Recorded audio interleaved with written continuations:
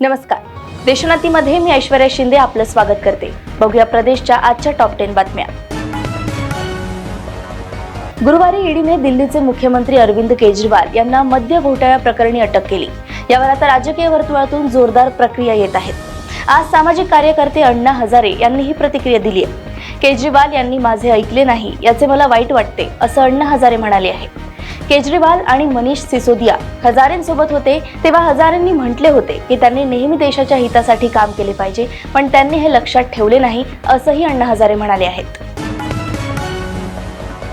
बारामती येथील गोविंदबाग निवासस्थानी पवार यांनी पत्रकारांशी बोलताना यांनी भाजपावर जोरदार टीका केली आहे.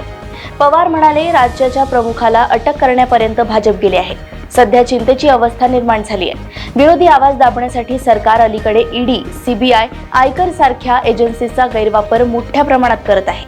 लोकसभा प्रक्रियेत दहशतीचे वातावरण निर्माण झाले. हे लोकशाहीवर आलेले संकट आहे. एका प्रकारे लोकशाहीचा गळा दाबण्याचे काम सुरू आहे. यापूर्वी असे कधी घडले नव्हते अशा शब्दात ज्येष्ठ नेते शरद पवार यांनी मोदी सरकारवर निशाणा साधलाय. दिल्लीचे मुख्यमंत्री अरविंद केजरीवाल यांना केलेल्या अटकेवर यावेळी पवार यांनी जोरदार टीका केली आहे. अजित पवार गटातील धनंजय मुंडे यांचे निकटवर्तीय मानले जाणारे बजरंग सोनवणे यांनी नुकतेच शरद पवार यांच्या राष्ट्रवादीत प्रवेश केलाय. त्यांच्या या प्रवेशानंतर अजित पवार यांच्या राष्ट्रवादीला चांगलाच धक्का बसलाय. असे असताना शरद पवार यांनी सूचक वक्तव्य केलंय. आगामी काळात अजित पवार गटातील बरेच नेते परत येण्याची शक्यता आहे. महायुतीच्या उमेदवारांची घोषणा झाल्यावर ही इन्कमिंग आणखी वाढेल असे पवार म्हणाले आहेत. त्यांच्या या विधानानंतर वेगवेगळे तर्कवितर्क लावले जात आहेत. भविष्यात अजित पवार यांच्या गटातील कोणकोणते नेते शरद पवार यांच्या गटात जाणार असा प्रश्न आता उपस्थित होतोय. बारामती लोकसभा मतदारसंघात पवार घराण्याविरोधात लढण्याची नियतीने दिलेली असाइनमेंट पूर्ण करण्यासाठी शिंदे गटाचे नेते विजय शिवतारे यांनी आपण वेळ पडल्यास कोणत्याही मार्गाचा अवलंब करायला तयार असल्याचे संकेत दिले आहेत.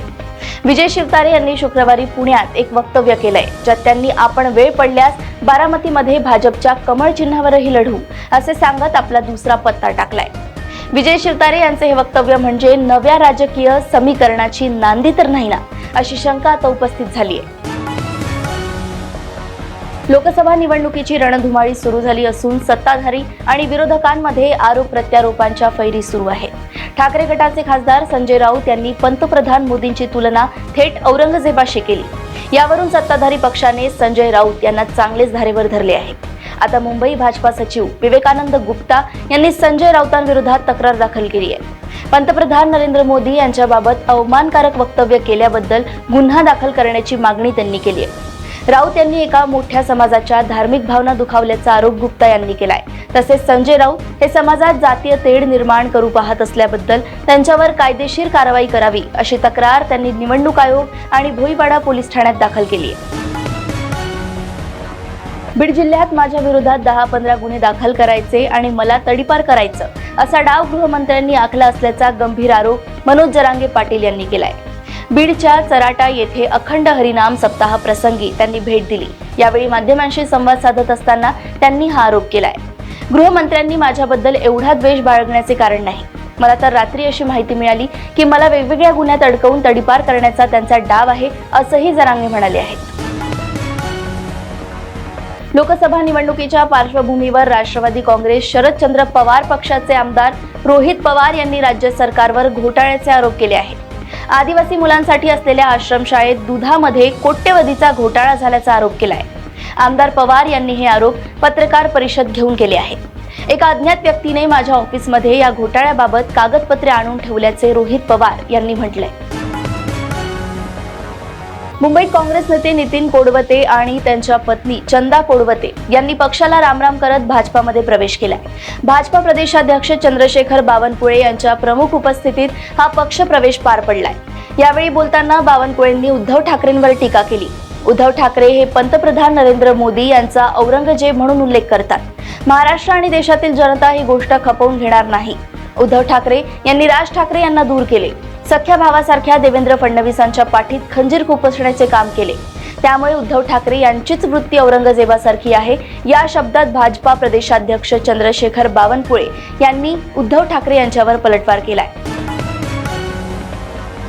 प्रहार जनशक्ती पक्षाच्या कार्यकर्त्यांची बैठक घेत आमदार बच्चू कडू यांनी वेगळी चूल मांडण्याचे संकेत दिल्याने महायुतीसमोरील अडचणी वाढल्या आहे। जागा वाटपाच्या चर्चेच्या वेळी आम्हाला विश्वासात घेतले गेले नाही, असे बच्चू कडू यांचे म्हणणे आहे। बच्चू कडू यांच्या खेळीने फटका कुणाला बसणार याचे औत्सुक्य आहे। बच्चू कडू यांचा प्रहार जनशक्ती पक्ष हा महायुतीचा घटक असला तरी या पक्षाला गृहीत धरले गेले। लोकसभेच्या जागा वाटपाच्या चर्चेत या पक्षाला स्थान नव्हते ही खंत कार्यकर्त्यांनी व्यक्त केल्यानंतर बच्चू कडू यांनी गुरुवारी रात्री कार्यकर्त्यांची बैठक घेतली। प्रहारचा एक खासदार दिल्लीत पोहोचवू अशी घोषणा त्यांनी केल्याने प्रहार निवडणुकीच्या रिंगणात उतरेल हे जवळपास स्पष्ट झाले आहे। महायुतीसमोर हीच मोठी अडचण ठरणार आहे। आगामी लोकसभा निवडणुकीसाठी सगळेच राजकीय पक्ष तयारीला लागले आहेत। भाजपाने 20 तर काँग्रेसने 7 जागांसाठी उमेदवार यादी जाहीर केली आहे, परंतु अद्यापही महायुती असो वा महाविकास आघाडी यांच्यातील जागा वाटपाचा फॉर्म्युला जाहीर करण्यात आला नाही। महायुतीत माढा आणि महाविकास आघाडीत सांगली जागेवरून तिढा निर्माण झालाय। सध्या या जागेवरून भाजपाच्या वरिष्ठ नेत्यांची डोकेदुखी वाढली आहे। अशाच प्रदेशातील टॉप 10 बातम्या जाणून घेण्यासाठी बघत राहा देशोन्नती। आणि अजूनही तुम्ही आमच्या चॅनलला लाईक आणि सबस्क्राईब केले नसेल तर लगेच लाईक आणि सबस्क्राईब करा आणि बघत राहा देशोन्नती। नमस्कार। ठळक घडामोडींसाठी देशोन्नती न्यूज चॅनलला सबस्क्राईब करा आणि बेल आयकॉन प्रेस करा।